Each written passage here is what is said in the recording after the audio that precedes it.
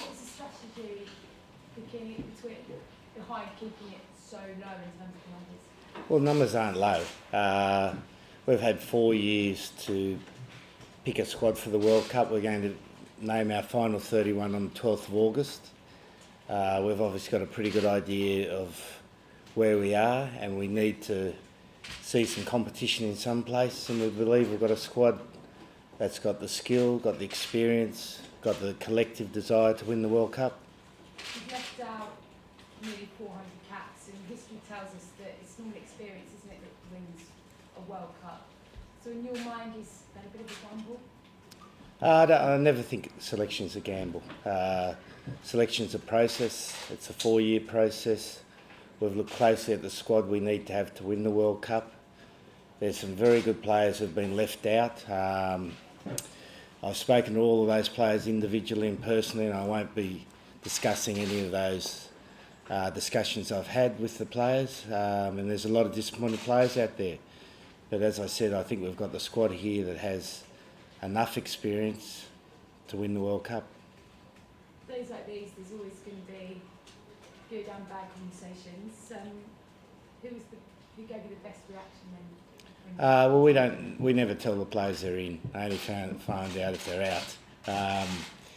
And obviously those discussions are pretty difficult. They're never pleasant. But all the players understand they've got to be ready. You know, everyone's got to be ready. Even though we've got an EPS squad of 45, there are other players who conceivably could play in the World Cup. Yeah, just got to look at 2011. Stephen Donald was out white baiting.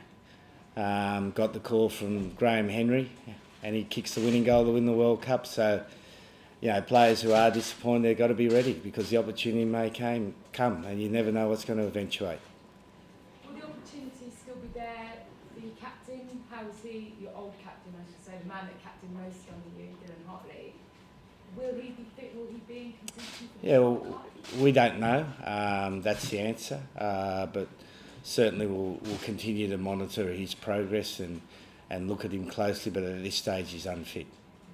You've gone for 3 10s. Is that going to be the policy for the World Cup? And it wasn't that long ago, Mr. Cipriani was, 4th or 5th choice 10? How's he managed to get his way up to 3rd? Well, I'm not going to discuss one player. You know, there's 35 players picked, and if you want to discuss the 35 one by one, I'm happy to do that. We got enough time? Should we start with Cipriani? Okay.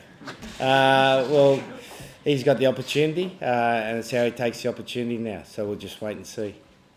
And Joe Marler, did you call him or did he call you? We've kept in contact. It hasn't been an isolated conversation that led to him coming back. He wants to come back and compete for a spot, so we're delighted to give him the opportunity to come back and compete. And having someone like that in your squad on a long trip, how beneficial could that be? Yeah, well, he's at his best. You know, he's one of the best props in the world, and we saw that particularly in the 3rd test against South Africa in Cape Town. He was absolutely outstanding. You know, I think he played 80 minutes, which is unusual for a front row these days. And he wants to come back in, he wants to compete, he's not guaranteed a spot, and he's got plenty of competition. You've got guys like Ben Moon, Ellis Genge, Ruskin, all competing against him.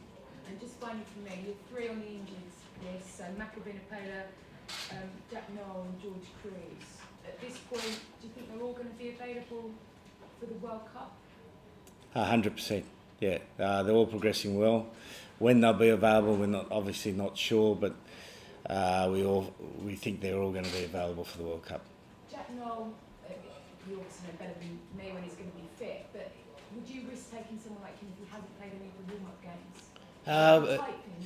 Yeah, it'll be a case-by-case situation. We'll look at each player, look how they're progressing, where they're at, what position they play in. Some positions need higher energy systems than others, and we'll make a decision individually on each of those players. But we're pretty confident that they'll all be right to play.